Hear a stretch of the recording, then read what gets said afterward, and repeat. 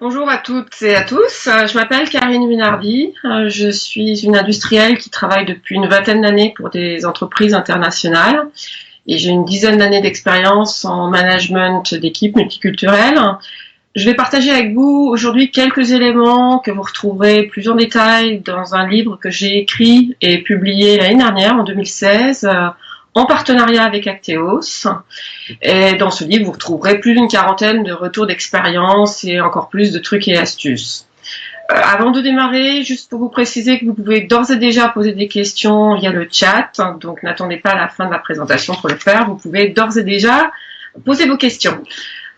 En ce qui concerne les équipes multiculturelles, c'est pas un sujet qui est nouveau. C'est un sujet il y a déjà eu des équipes multiculturelles depuis des dizaines d'années. Par contre, elles étaient peu nombreuses. On va dire l'accélération du nombre d'équipes multiculturelles, elle a été principalement liée aux moyens de communication, à Internet. On peut faire des Skype, on peut faire des conférences comme on le fait aujourd'hui en ligne. Et tous ces moyens ont permis à des gens qui n'étaient pas en mesure de travailler ensemble et à distance de le faire de façon beaucoup plus simple. Donc c'est pour ça qu'on parle de plus en plus de ce sujet aussi aujourd'hui, parce que les équipes multiculturelles sont de plus en plus nombreuses. Alors si on parle de culture maintenant, donnons-nous une définition collective, une définition simple de la culture.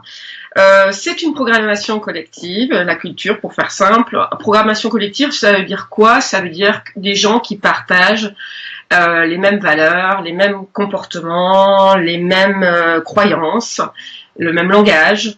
Donc ça fait partie de la culture. Donc dans le monde professionnel, il y a trois principaux types de culture. On retrouve la culture de l'entreprise, de l'organisation. On retrouve aussi la culture du métier, de la fonction. Et on retrouve la culture de pays et de la nation. C'est le sujet qui va nous intéresser aujourd'hui parce que c'est en général la plus influente, puisque la plupart d'entre nous naissent et grandissent dans le même pays, et c'est donc celle qui a en général le plus d'influence. Alors, il y a d'autres paramètres qui vont influencer votre profil culturel, les origines sociales, le genre, la génération, mais en règle générale, donc c'est pour ça qu'en matière de culture, on parlera plutôt de tendance. Il n'y a pas un profil de français ni un profil d'américain, mais il y a quand même des tendances à agir de façon collective de la même façon.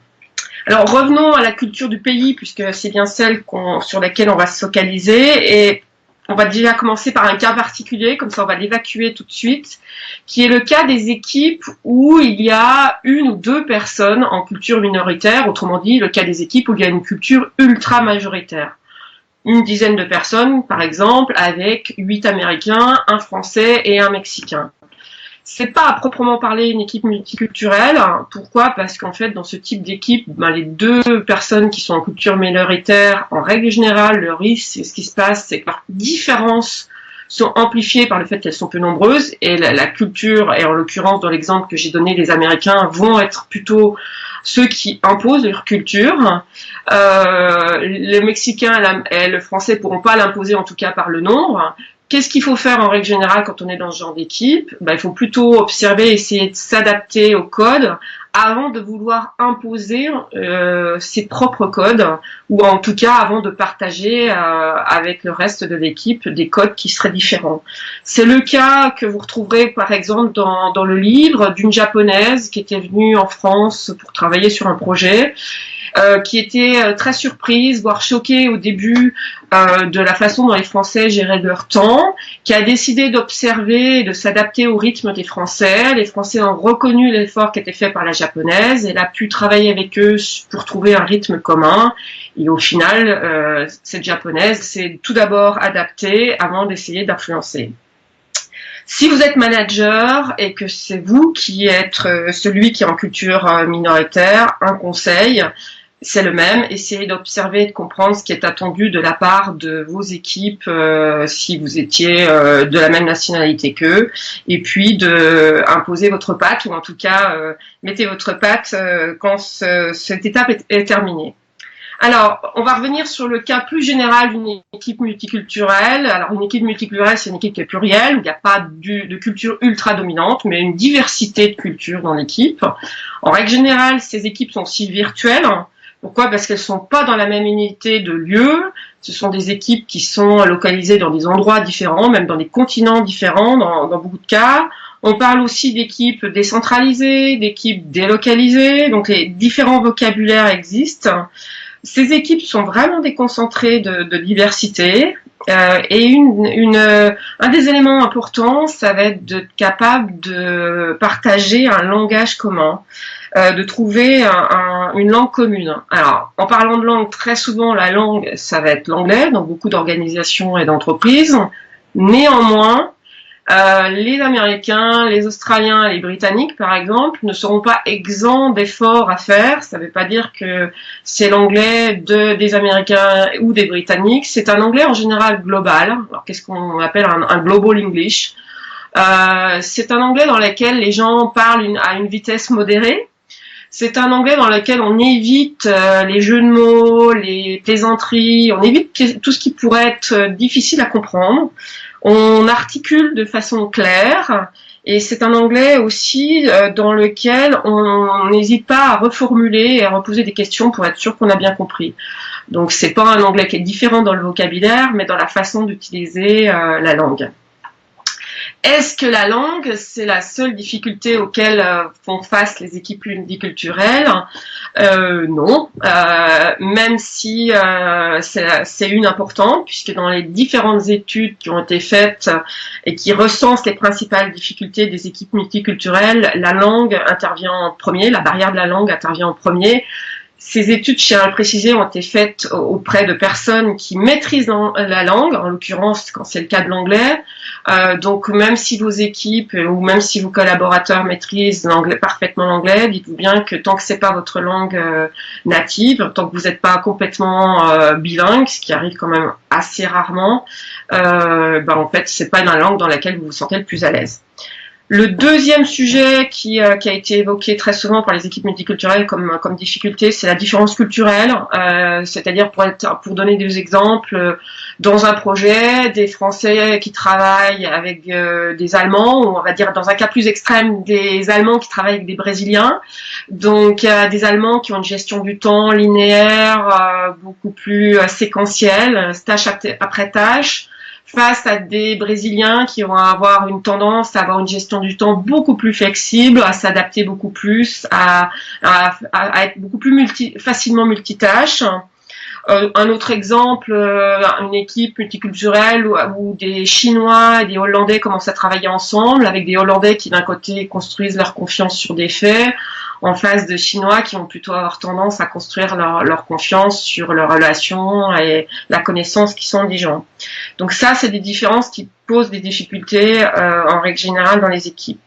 Il y a deux autres différences qui sont exprimées très souvent, ce sont les différences de fuseau horaire. Vous avez un membre qui est à Los Angeles et l'autre qui est en Chine, avec un troisième qui est en Afrique du Sud. Ça pose des problèmes en termes d'organisation. Et le dernier point, qui est cité aussi, c'est l'isolation sociale. Ce n'est pas parce que nous avons des outils du web, c'est pas parce qu'on a Skype ou qu'on peut faire facilement des vidéo calls que pour autant les gens ne se sentent pas seuls. Donc ce sera au manager d'aller voir ses équipes et surtout de créer des moments où l'équipe se voit et pas seulement utilise les moyens de communication. Alors un conseil, on va dire assez simple, mais pour autant assez simple à expliquer, mais pas forcément toujours facile à mettre en œuvre, c'est d'appliquer les 3 R, qui sont reconnaître, respecter, réconcilier. Reconnaître, ça veut dire quoi? Reconnaître les différences, prendre conscience de ces différences. Respecter, c'est ne pas juger. C'est pas bien ou mal d'être flexible ou d'être plutôt linéaire dans sa gestion du temps. C'est pas bien ou mal d'être plutôt quelqu'un qui construit sa confiance sur les relations ou sur les faits. C'est comme ça. Et le fait de ne pas entrer dans le jugement aide beaucoup les équipes multiculturelles. Et le troisième R, c'est réconcilier, c'est-à-dire être capable, on va dire, de créer des synergies et d'utiliser les forces et les différences de chacun Si je reprends l'exemple que je vous ai cité précédemment, un projet où on met des Brésiliens et des Allemands ensemble, ça pourrait donner quoi de les réconcilier? Ça pourrait, par exemple, donner le fait de donner le leadership à des Allemands à des moments du projet où on a plus besoin de cette organisation séquentielle, de cette rigueur dans l'enchaînement des tâches, et puis de donner le leadership aux Brésiliens à d'autres moments où on a besoin de cette flexibilité, on a besoin d'un peu plus de créativité. Voilà. Alors évidemment, les 3 R, ça prend un peu plus de temps que quand on les applique que quand on les applique pas.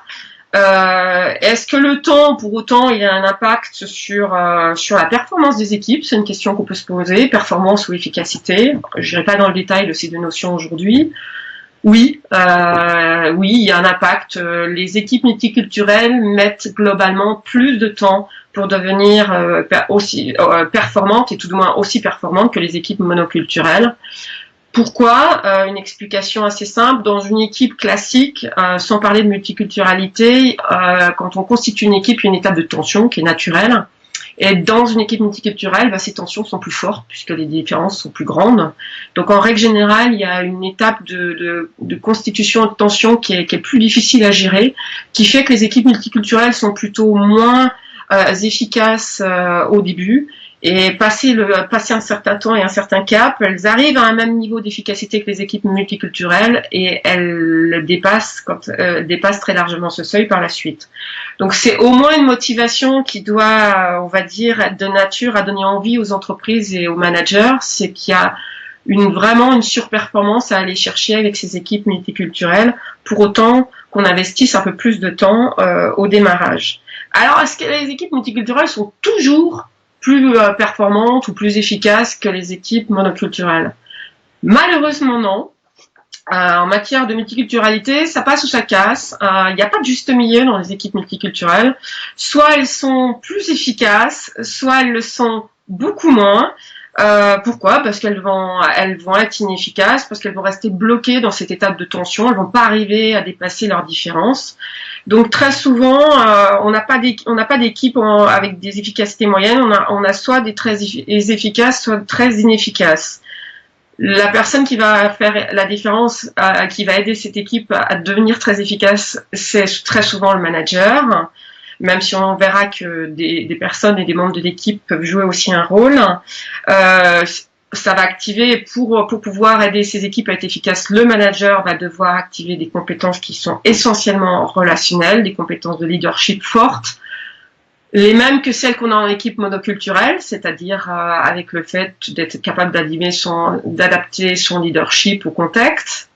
Mais en plus, il va falloir être capable de s'adapter à des différences. Par exemple, certains, liés à leur culture, ont besoin d'être plus challengés, certains ont plus besoin d'autonomie, certains ont besoin d'être plus rassurés. Donc le manager devra trouver une façon d'adapter très fréquemment et à différentes situations, très rapidement, ce mode de leadership. Donc un point que je voulais souligner avec vous aujourd'hui, le modèle américain, qui est très très souvent le modèle dominant dans les écoles de management, est pas forcément le plus adapté dans un environnement multiculturel où il va falloir s'adapter et pas forcément appliquer un seul modèle. Alors on vient d'aborder le manager et en quoi il a un rôle déterminant. Est-ce qu'il y a d'autres conseils à donner au manager qui prend en charge, qui manage une équipe multiculturelle? Un des premiers conseils, c'est de monter une seule marche à la fois.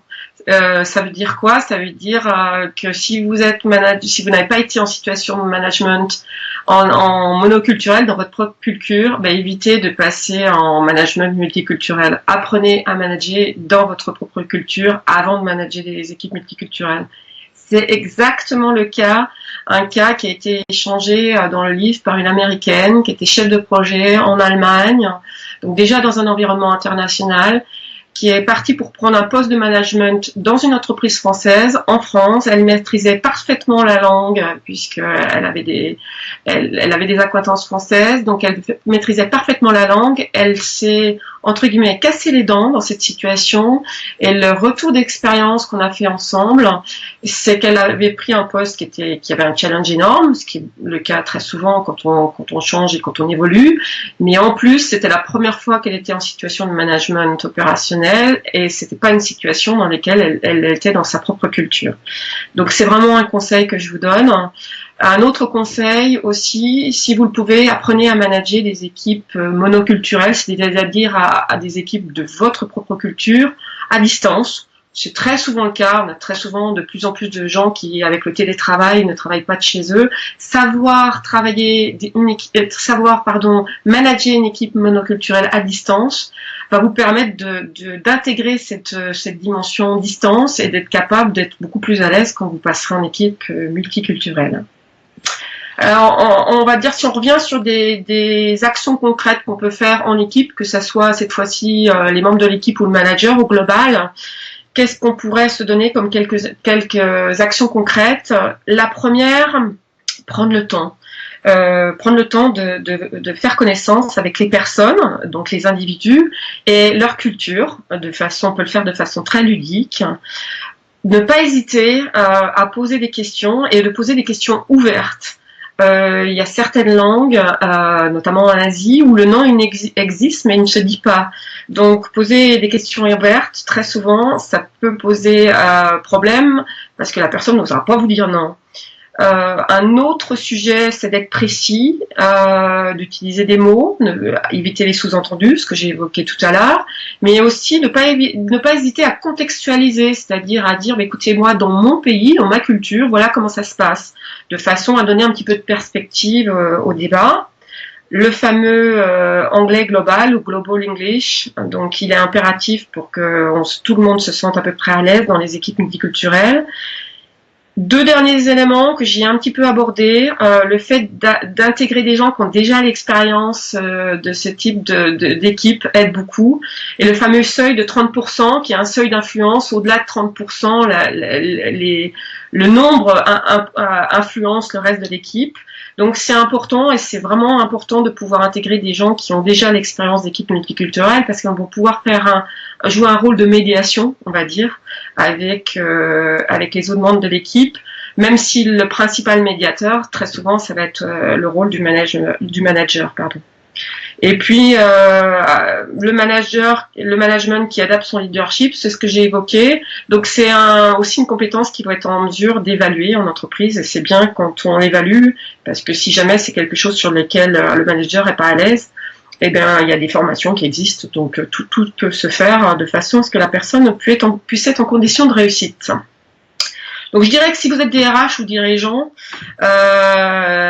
c'est impératif de donner les moyens de communication. C'est très souvent le focus qu'ont les entreprises là-dessus, le PC, l'accès à Internet, le partage de données. Bien sûr que c'est important, mais c'est aussi important d'apporter la formation, le coaching, qui sont individuels ou collectifs, le mentoring de ce type d'équipe, et de pas attendre qu'elles soient en vraie difficulté, qu'elles aient des vrais problèmes, mais le faire à la limite à la demande et au début de la constitution de l'équipe.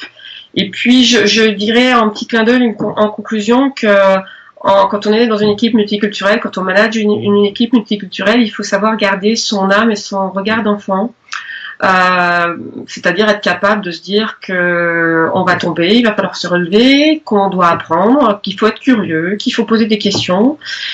Et que même si on a de l'expérience, beaucoup d'expérience, on aura toujours une situation inédite, inattendue, qui va devoir nous appeler des choses nouvelles. Et en tout cas, c'est vraiment quelque chose qui est partagé par toutes les personnes qui ont de l'expérience, de l'expertise dans le domaine de la multiculturalité. Il n'y a rien d'acquis. Voilà, je vous remercie et puis j'espère avoir quelques questions et être capable d'y répondre avec vous.